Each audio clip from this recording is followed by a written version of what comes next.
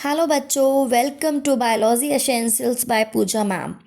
Today I am here with a new topic, generation and conduction of nerve impulse. बेटा बहुत easy topic है and conceptual topic है. I hope मैंने जो ये फ्लो चार्ट बनाया है, if you want you can ask for the notes from our channel and just I'm going to explain you one by one, step by step, very easy way में मैं आपको explain करूँगी and I hope you will love it.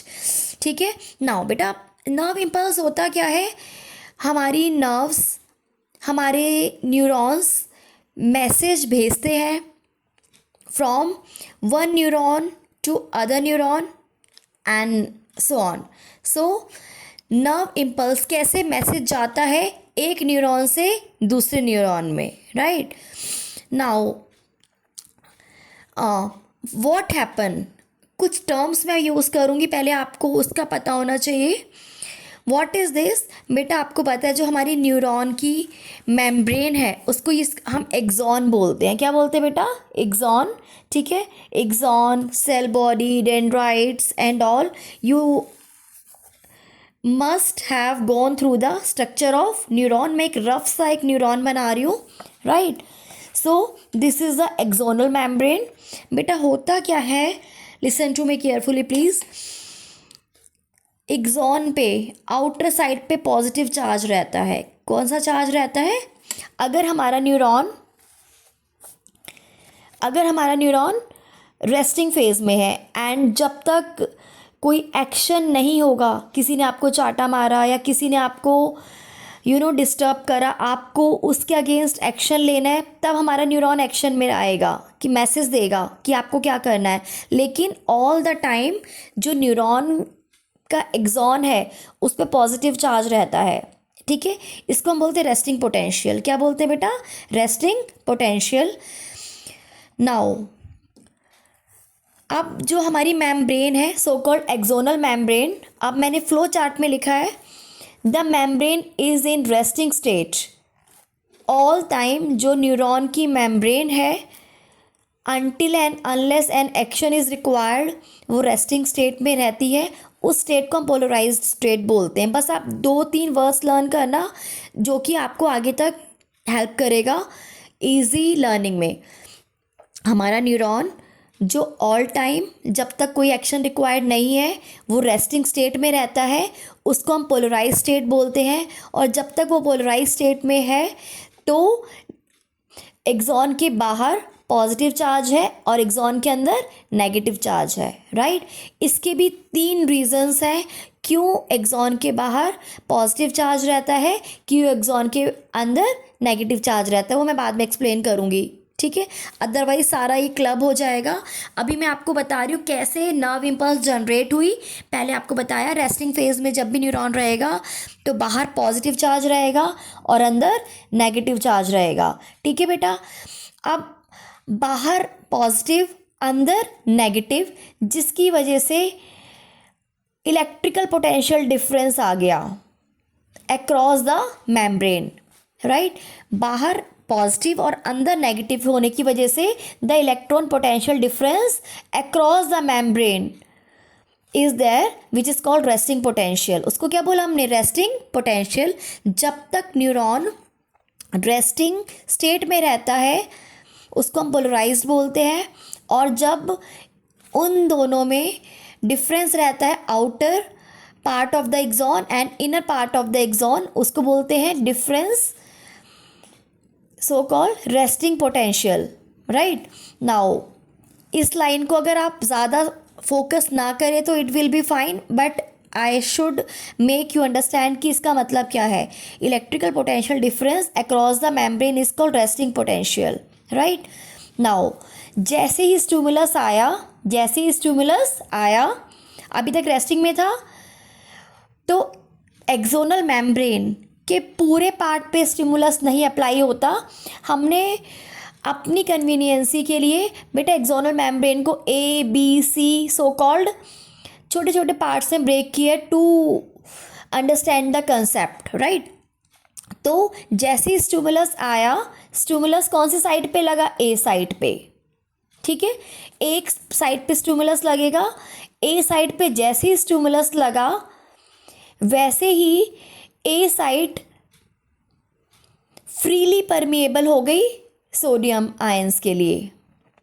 बाहर पहले क्या था बेटा, positive, बाहर पहले क्या था बेटा, पॉजिटिव, लेकिन जैसे ही ए साइड पे स्टिमुलस लगा तो सोडियम आयंस के लिए चैनल खुल गए, जो चैनल्स प्रेजेंट होते हैं मेम्ब्रेन पे। सोडियम आयंस के लिए चैनल खुल गए और सोडियम आयन का फ्री फ्लो हुआ, जिसकी वजह से पोलैरिटी रिवर्स हो गई। पहले बाहर पॉजिटिव था, अब बाहर नेगेटिव हो गया और अंदर पॉजिटिव हो गया, राइट। ऐसे ही दूसरी वाली मेम्ब्रेन पे बाहर नेगेटिव हो गया, अंदर पॉजिटिव हुआ।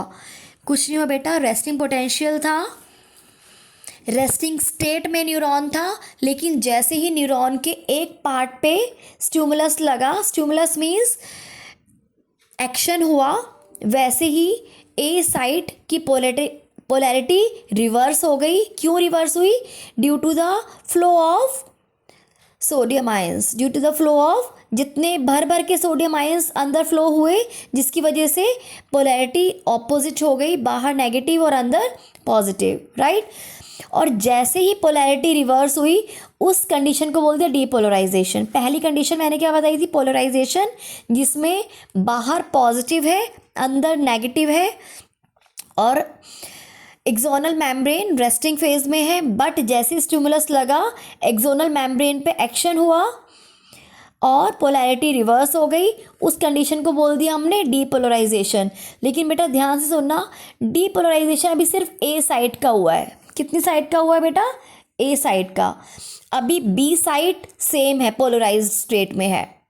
एक पार्ट का तो एक्शन इस पे अप्लाई हुआ, बट अभी जो बी साइड है वो स्टिल रेस्टिंग फेज पे है एक्सॉन की, ठीक है।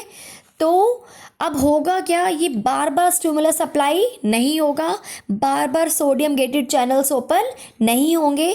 अब जो यहाँ पे डीपोलराइजेशन हो गया, रिवर्सल ऑफ पोलैरिटी हो गया बेटा, अब इम्पल्स जनरेट तो यहाँ पर हो गई, ठीक है। अब इम्पल्स कंडक्ट होगी, अब इम्पल्स क्या होगी, कंडक्ट। इस साइड से इम्पल्स यहाँ पे कंडक्ट होगी। सो कैसे, हमेशा याद करना एंटी क्लॉकवाइज कंडक्ट होती है, राइट। तो एंटी क्लॉकवाइज मीन्स जो आपका ये वाला बी साइड के पॉजिटिव साइंस है, ठीक है। जैसे आपको पता है एंटी क्लॉकवाइज इम्पल्सिस कंडक्ट हुई, तो ये वाला part positive ion, so called positive जो साइन है वो यहाँ पे आएगा, नेगेटिव यहाँ पे, पॉजिटिव यहाँ पे, नेगेटिव यहाँ पे, ऐसे एंटी क्लॉकवाइज रोटेट होगा। सो दैट अब आप ऑब्जर्व करेंगे कि जो बी साइड है उस पे नेगेटिव चार्ज बाहर आ गया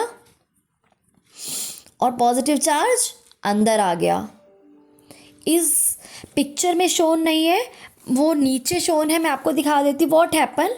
जैसे एंटी क्लॉक डायरेक्शन में, ये देखिएगा पहले यहाँ पे नेगेटिव था अंदर पॉजिटिव था, बट एंटी क्लॉकवाइज डायरेक्शन में जैसे ही इम्पल्सिस कंडक्ट हुई वैसे ही जो ए साइड थी वो रेस्टिंग फेज में आ जाएगी। सो कॉल्ड, इसको हम बोलेंगे रीपोलराइज्ड। रेस्टिंग फेज को हम पोलराइज्ड बोलते थे, अब वो दोबारा से पोलराइज्ड हुई है, so we are calling it as repolarise state.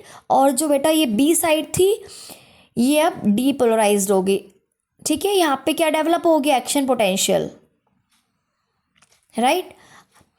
Now अब मैं थोड़ा सा जो आपके लिए मैंने फ्लो चार्ट रेडी करा है उसकी हेल्प से थोड़ा सा मैं आपको डिक्टेट कर देती हूँ। नाउ अभी जो देखो बेटा, जब इलेक्ट्रिक पोटेंशियल डिफरेंस साइड ए पे लगा था, जब पॉजिटिव बाहर था नेगेटिव अंदर था, तब उसको हमने रेस्टिंग पोटेंशियल बोला था। लेकिन जब साइड ए पे पॉजिटिव अंदर चला गया नेगेटिव बाहर चला गया, तो हमने उसको बोल दिया, उस पोटेंशियल डिफरेंस को क्या बोल दिया, action potential, right. I mean to say polarity reverse हो गई, पहले पोलराइज था, so we were calling it as electrical potential difference across the membrane is resting potential. अब पोलैरिटी रिवर्स हुई तो we are calling it as action potential.